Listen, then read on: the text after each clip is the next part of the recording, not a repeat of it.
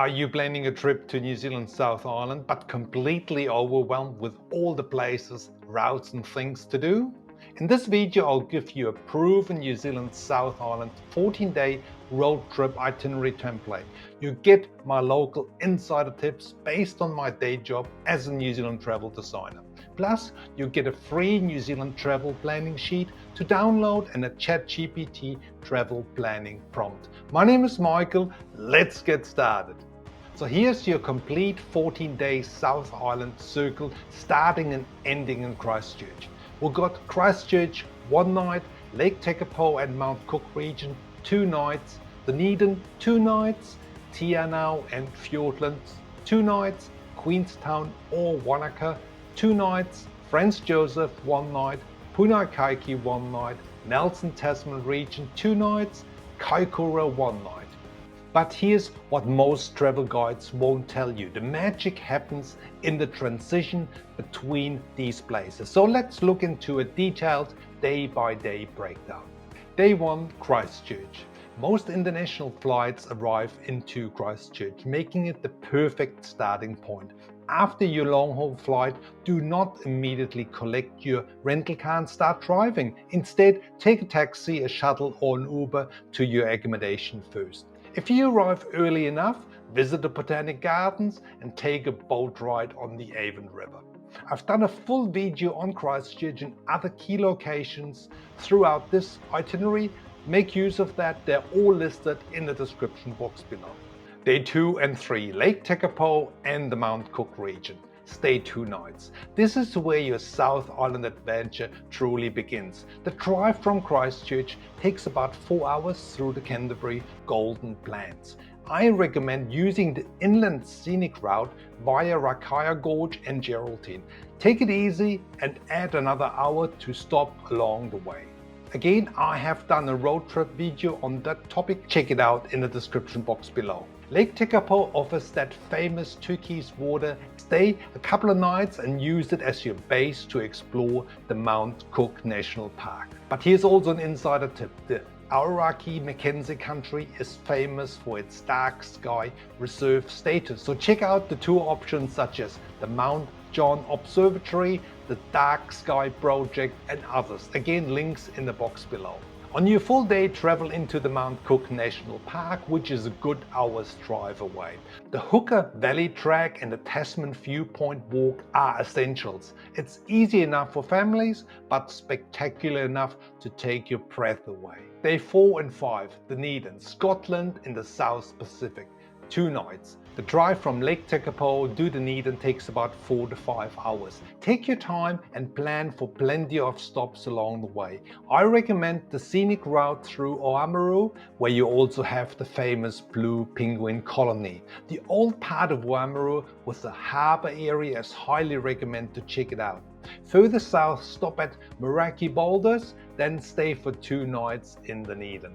The real magic really happens on the Otago Peninsula. This is the only place in the world where you can see albatross colonies so close to a major city. I've got yet another video on Dunedin, which is linked in the description box below. Day 6 and 7. Anau and the Fiordland region. Here is where things get interesting. The drive from Dunedin to Anau offers 2 completely different experiences.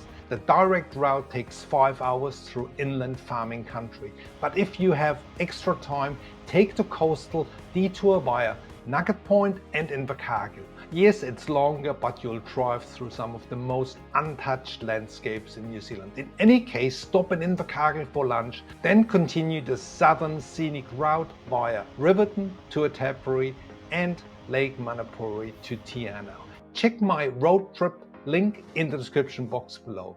Anau is your gateway to the Fiordland National Park. This is where you'll experience Milford Sound or 𝗬𝗶𝘆𝗃𝗀𝗆𝗏 Sound. Both are spectacular. Check out my videos about the fjords, tour options as well as hikes in the Fiordland National Park for more in-depth videos. All are listed in the box below and in the downloadable PDF sheet. If you find this video helpful, please hit the subscribe button below to stay in touch for more helpful New Zealand travel videos to come. Plus, for any comments or questions, put them into the comments box below. Day 8 and 9, Queenstown or Wanaka, 2 nights. After Anau, it's decision time. Queenstown is New Zealand's action capital with bungee jumping, skydiving and jet boating. It's busy, expensive, but undeniable very exciting.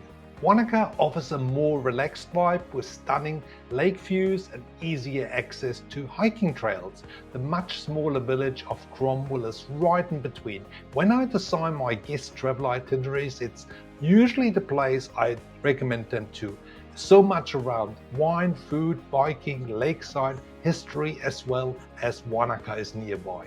My recommendation, if you want nightlife and extreme activities, choose Queenstown. If you prefer wine tasting, scenic cycling and peaceful lakeside dining, Cromwell or Wanaka is your spot.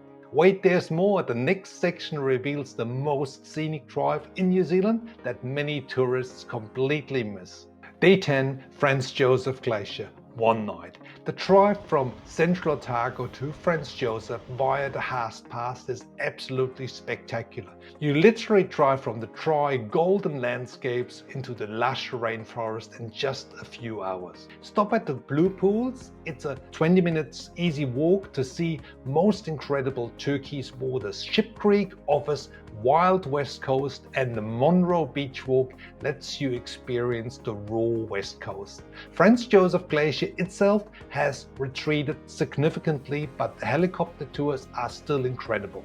If the weather conditions do not cooperate, and that happens on the West Coast, the local hot pools are the perfect backup plan.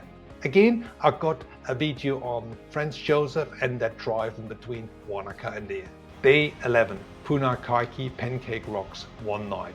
The drive north from Franz Josef is filled with hidden gems. Stop at 𝗥𝗲𝗃𝗀𝗀𝗃 for the White Heron tours, Ross for the gold panning history, and the Hokitika Gorge for more of that stunning blue water. Punakaiki Pancake Rocks are famous for a good reason. These limestone formations look like stacked pancakes and create spectacular blowholes at high tide. And here's an insider tip. There are no supermarkets or petrol stations in Punakaiki, so you will need to stock up in Greymouth. Day 12 and 11, the Nelson-Tasman region, 2 nights. The drive from Punakaiki to Nelson takes you through the West Port. Don't miss the detour via the 𝗬𝗶𝘀𝗀𝗆𝗡 for the seal colony and the coastal walk. It's absolutely stunning and most tourists drive right past. The Nelson-Tasman region offers the perfect combination of relaxation and adventure. If you're visiting the 𝗟𝗶𝘆𝗆𝗆 National Park, stay in Marlborough, 𝗬𝗏𝗏𝗀𝗃 or 𝗖𝗏𝗏𝗃𝗃 Beach rather than in Nelson City. You save an hour of driving each day.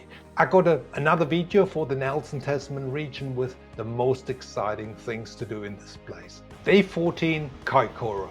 Here is where your South Island adventure reaches its wildlife climax. Kaikoura is world famous for whale watching and for good reason.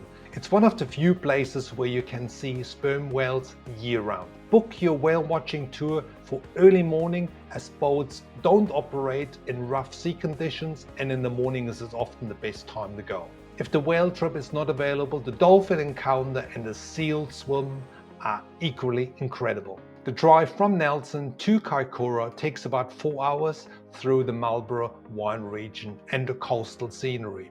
Your final drive from Kaikoura to Christchurch is about 2.5 hours, so perfect timing to catch an afternoon flight for your international connection. So here you have your 14-day South Island itinerary. Please feel free to download the free sample itinerary from the description box below. It includes accommodation recommendations, tour links and driving distances. Plus, there is a ChatGPT prompt you can use to tailor your travel plans even further. To make sure you know all the ins and outs on the best rental car options, check out this video up here. Thanks very much for watching. See you in the next video.